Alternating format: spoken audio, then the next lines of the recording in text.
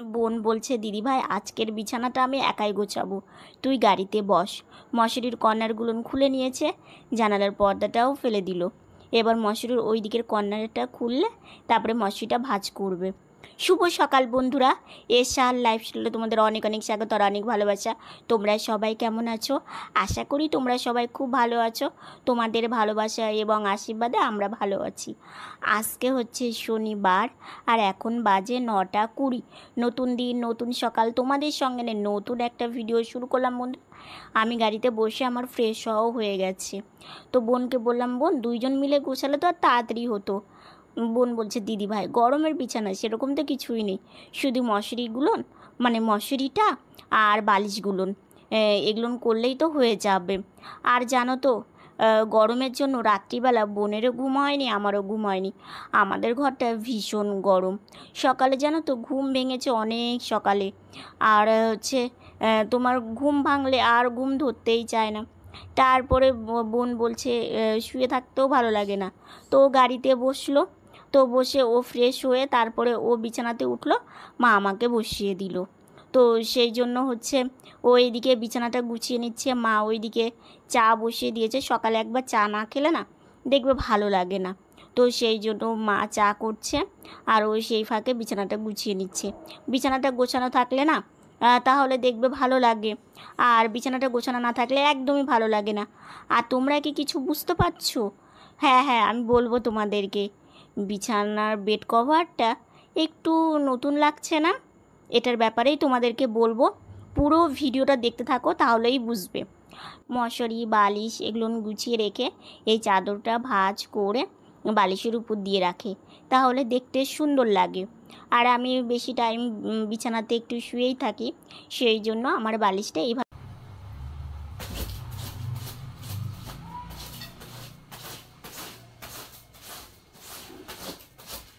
আমার বোনের বিছানা গোছানো একদম কমপ্লিট। এই যে দেখো, আর বিছানা গোছানো থাকলে কত ভালো লাগে। আর এই বেড কভার সম্বন্ধে তোমাদের আজকে বলবো, তো তোমরা পুরো ভিডিওটা দেখতে থাকো তাহলেই বুঝবে।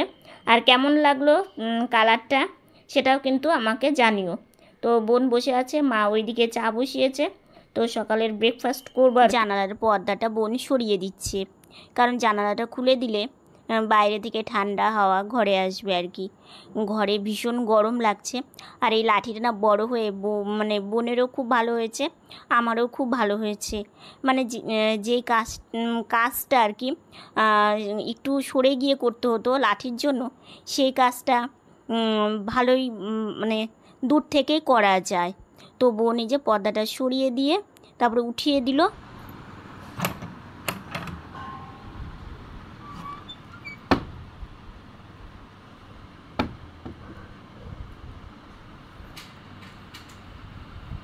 বাইরে দেখলে তো ভীষণ রৌদ্র উঠেছে।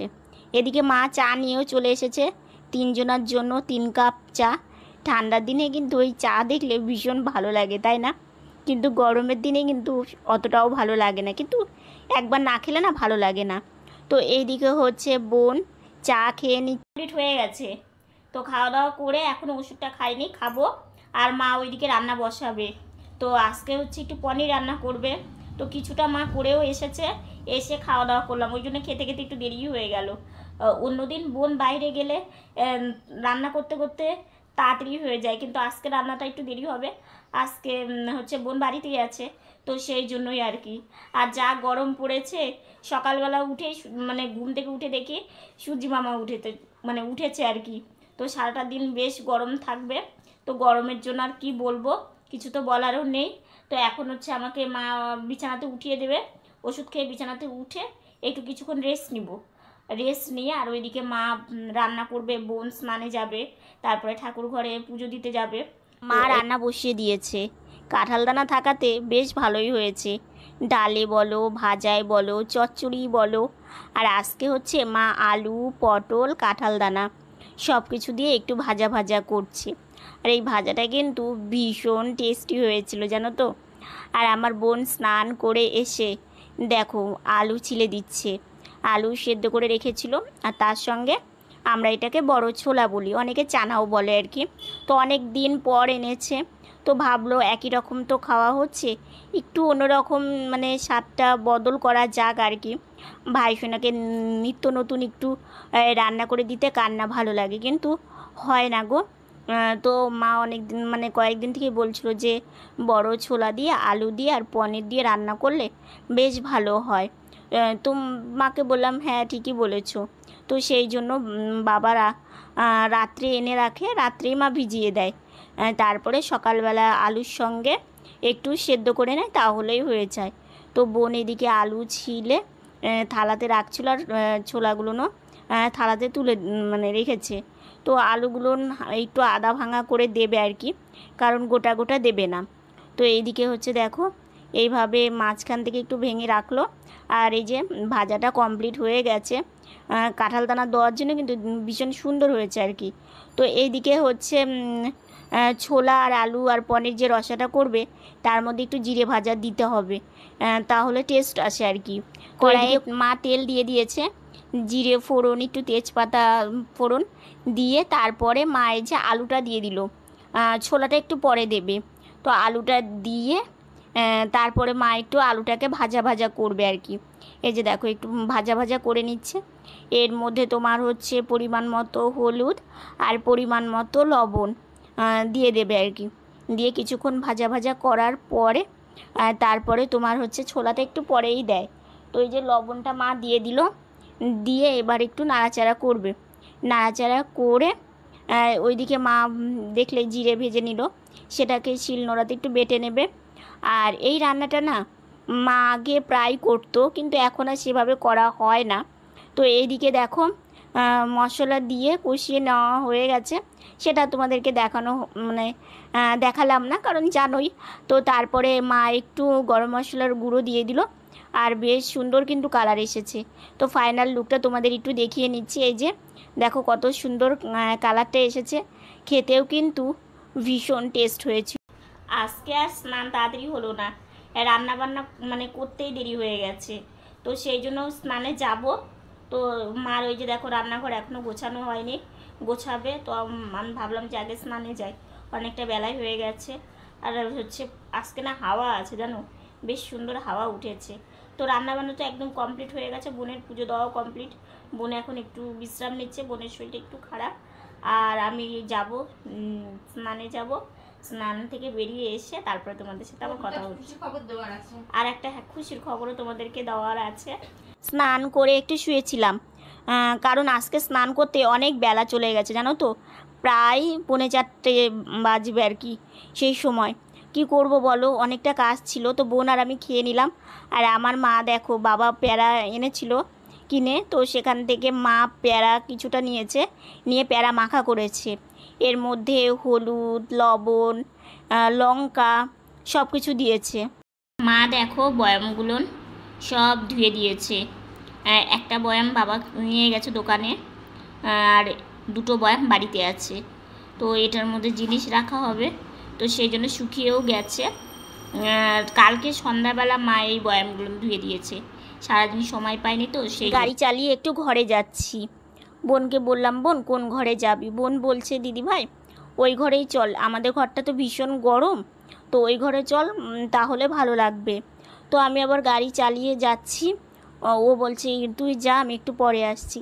তো ও ঘরে এসে দেখো মাথায় একটু তেল দিচ্ছে, কারণ ওর মাথা ব্যথা করছে।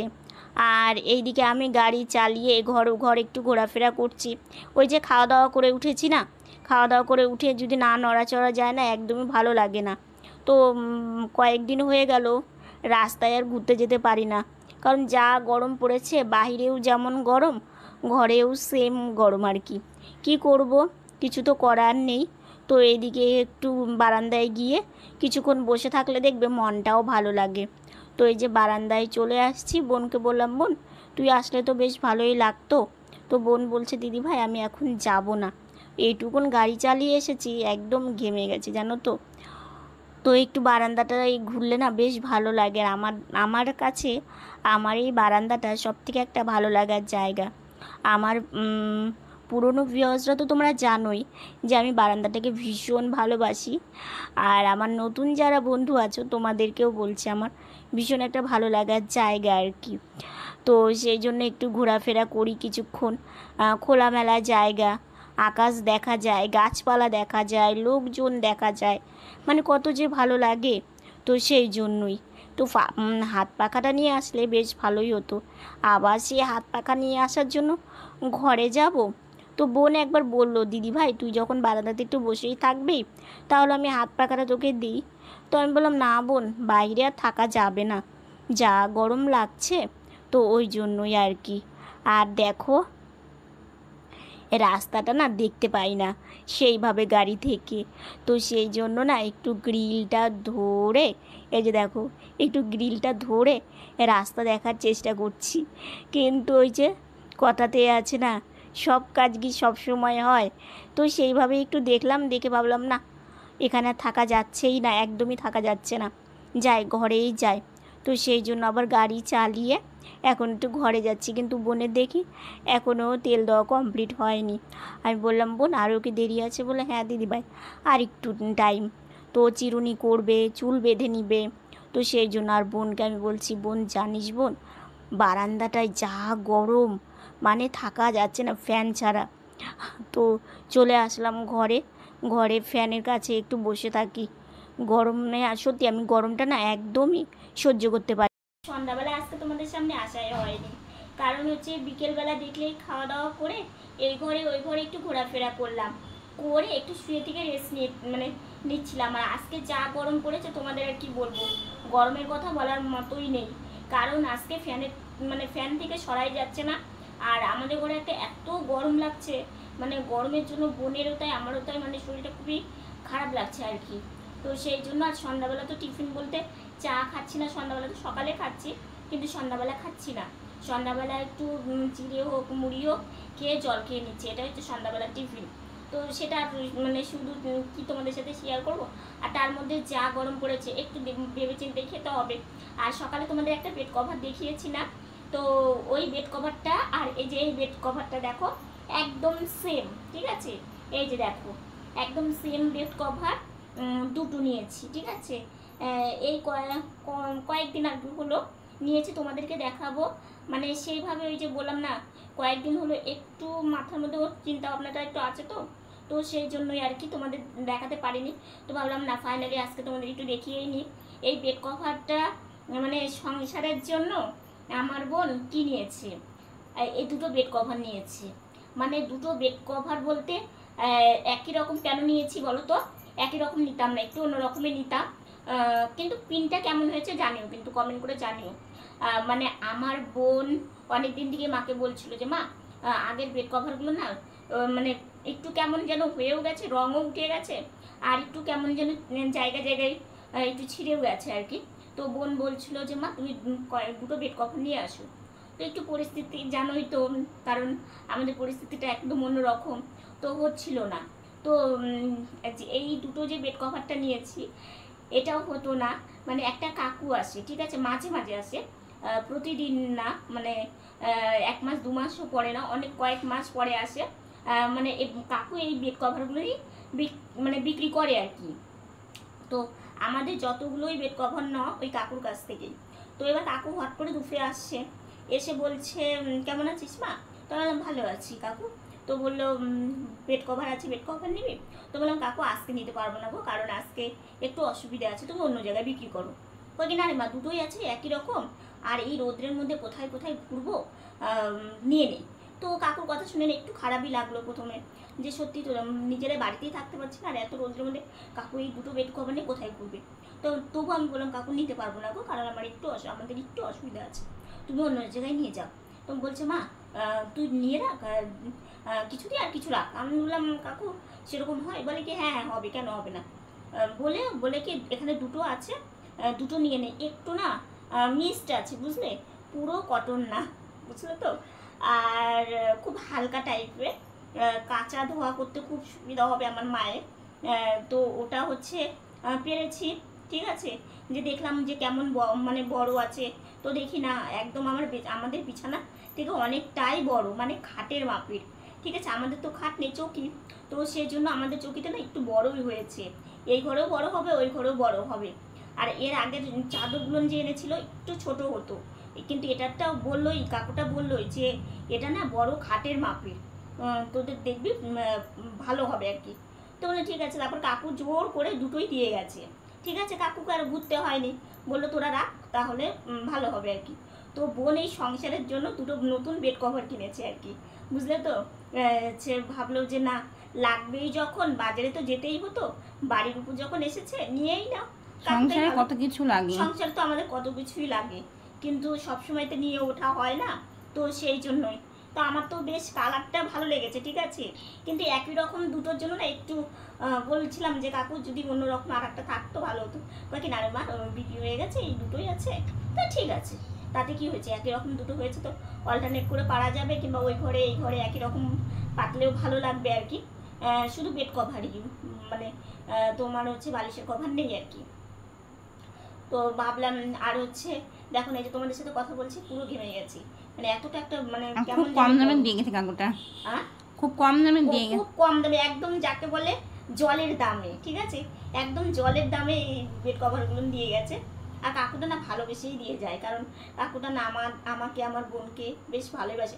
দেখো পৃথিবীতে মানুষ অনেক আছে, ঠিক আছে, কিছু মানুষ হয়তো আমাদেরকে ভালো নাও বাঁচতে পারে, কিন্তু বেশিরভাগ মানুষই কিন্তু আমাদের দুই বোনকে ভীষণ ভালোবাসে, ভালোবেসেই উপহারগুলো দিয়ে যায় আর কি। এটাই হচ্ছে বড় কথা। কারণ দেখো পৃথিবীতে সবাই মানুষ, দেখো সবাই তো সবার কাছে ভালো হতে পারে না, সেরকম আমরা দু একজন মানুষের কাছে হয়তো ভালো নাও লাগতে পারি তাদের কাছে, কিন্তু বেশিরভাগ মানুষের কাছেই আমরা ভালোবাসা পাই। তারা আমাদেরকে ভীষণ ভালোবাসে, আমাদের দুই বোনকে ভীষণ ভালো মানে বাসা দেয়, কত সুন্দর সুন্দর কথা বলে, এটাই আমাদের কাছে বিশাল একটা পাওয়া, তাই না? তো তোমরা মনে কিছু করো না, সবাই তোমরা ভালো, তোমরা সবাই ভালো থেকো। মানে দু একজনকে বলবে, মানে ওরা মানে আমাদের এটা করলেও একটু বলবে, ওটা করলেও বলবে, তো এই তো হচ্ছে ব্যাপার। তো এখন হচ্ছে একটু বিশ্রাম নিব, কাজ আছে, কাজ করব, তো এইটুকুনি। তো আজকের ভিডিওটা কেমন লাগলো, ভিডিওটা যদি ভালো লেগে থাকে like comment share and subscribe করো, পাশে থাকা বেল বাটনটা অল করে দিও। তো বন্ধুরা তোমরা ভালো থেকো, সুস্থ থেকো, সাবধানে থেকো। নতুন ভিডিও নিয়ে খুব তাড়াতাড়ি তোমাদের সামনে আসছে। Good night.